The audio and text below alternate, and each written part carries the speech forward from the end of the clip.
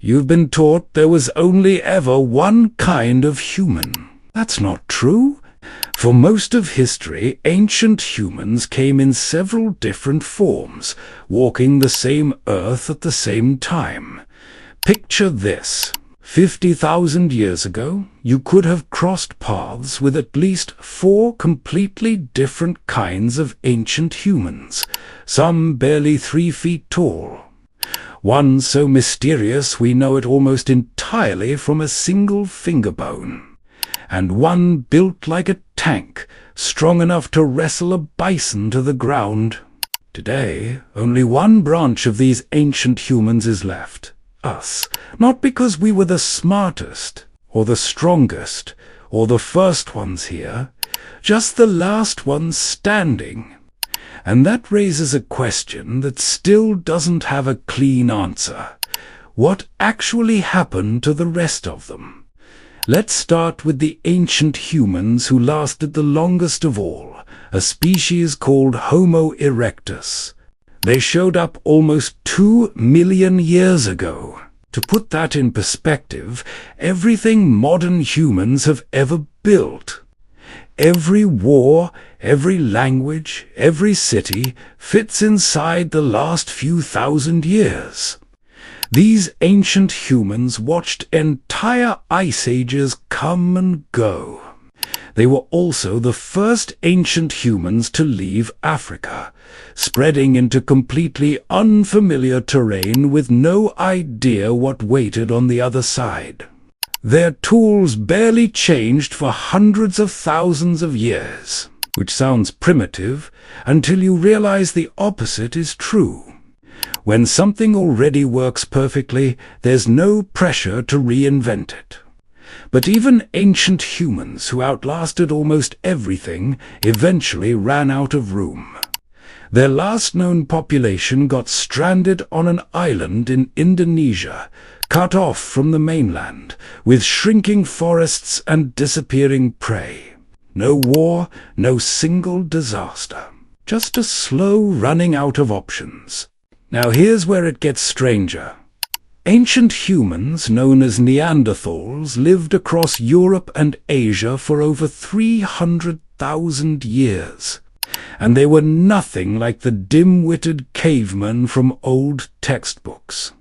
They had bigger brains than we do, on average. They controlled fire, made sophisticated tools, and there's real evidence they buried their dead with care. Around 45,000 years ago, Homo sapiens moved into the same territory these ancient humans already called home. For a few thousand years, the two groups actually lived side by side, and yes, they had children together. That's why traces of Neanderthal DNA still show up in people alive right now. But living near a rival gave these ancient humans new problems.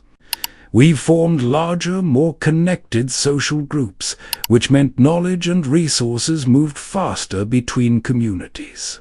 Neanderthals lived in smaller, more isolated pockets. When the climate kept shifting, that difference mattered more than anyone realized at the time. By 40,000 years ago, they were gone. Then there are the ancient humans we can barely see at all. The entire discovery started with one tiny finger bone, pulled from a cave in Siberia. When scientists ran the DNA, it didn't match Neanderthals. It didn't match us. It matched nothing on record. A whole branch of the human family, hiding in the genome the entire time. We found almost nothing else from these ancient humans since. Just a few teeth and a jaw fragment high in the Tibetan mountains, and yet their genetic fingerprint is everywhere. Some populations in Melanesia carry up to 6% of this ancient DNA. Tibetans inherited a gene from them that lets their bodies function at altitudes that would leave most people gasping for air. A species we can barely find in a fossil record is still shaping how living humans survive today. So why are we the only ancient humans left standing?